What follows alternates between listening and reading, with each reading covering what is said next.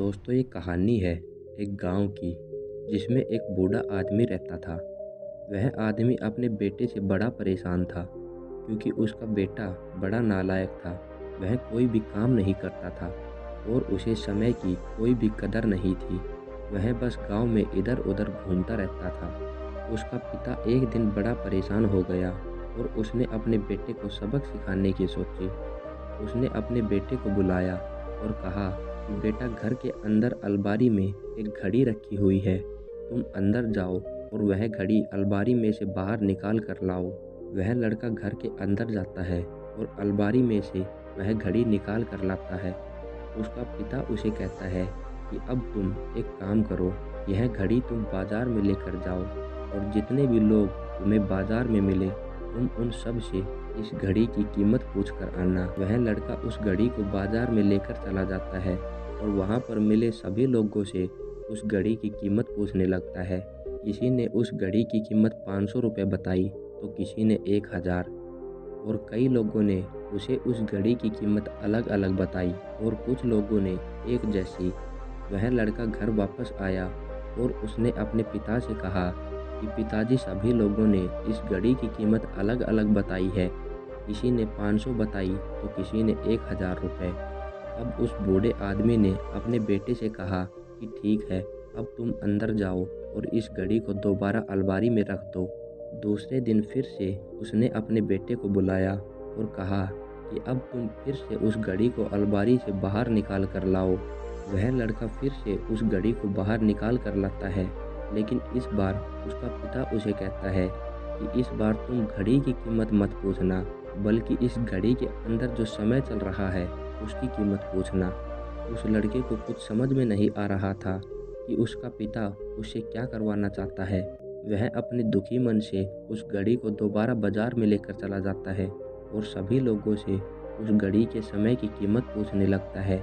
बहुत सारे लोग सोचते हैं कि इस लड़के की मानसिक स्थिति ठीक नहीं है। कल यह घड़ी की कीमत पूछने आया था और आज घड़ी के अंदर के समय की कीमत पूछ रहा है, और कई लोगों ने तो उसे डांट कर भगा दिया।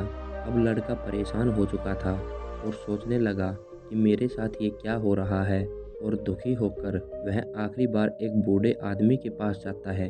वह बूढ़ा आदमी अपने काम में व्यस्त था। वह लड़का उस बूढ़े आदमी से उस घड़ी के अंदर की समय की कीमत पूछता है तो वह बूढ़ा आदमी समझ जाता है कि यह लड़का क्या पूछना चाहता है। उस बूढ़े आदमी ने अपना समय निकालकर उस लड़के को कहा कि बेटा, तुम जो इस समय की कीमत पूछ रहे हो इसकी कीमत कोई भी नहीं लगा सकता।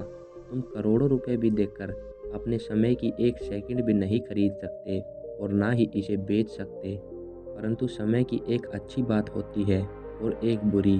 बुरी बात यह है कि समय गुजर जाता है, और अच्छी बात यह है कि तुम उस समय को किन कामों में गुजार रहे हो। सभी लोगों के पास दिन में 24 घंटे ही होते हैं, अमीर के पास भी और गरीब के पास भी। लेकिन महत्वपूर्ण यह है कि तुम उस समय में क्या नया कर सकते हो, और तुम अपने एक एक पल का हिसाब रखो। उस बूढ़े आदमी की बात सुनकर उस लड़के के मन में एक अजीब सी हलचल पैदा हो जाती है। उसको ऐसा लगा कि उसमें किसी चीज़ का बदलाव आ गया है। उस बूढ़े व्यक्ति की बात सुनकर वह लड़का तुरंत अपने घर जाता है और अपने पिता को सारी बात बताता है। उस दिन के बाद उस लड़के की ज़िंदगी में बदलाव पैदा होने लगे और उसकी ज़िंदगी बदलने लगती है। दोस्तों, ये छोटी सी कहानी हमें बताती है कि समय सबके लिए बराबर होता है। आप उस समय को खरीद नहीं सकते, लेकिन गंवा सकते हैं, और इस समय में कुछ अच्छा करके अपना जीवन बदल सकते हैं। बाकी आपको यह कहानी कैसी लगी कमेंट करके ज़रूर बताना, और अगर आप यह कहानी और लोगों तक पहुंचाना चाहते हैं तो इसे शेयर करना। बाकी मैं मिलता हूं दूसरी वीडियो में, तब तक के लिए जय श्री राम।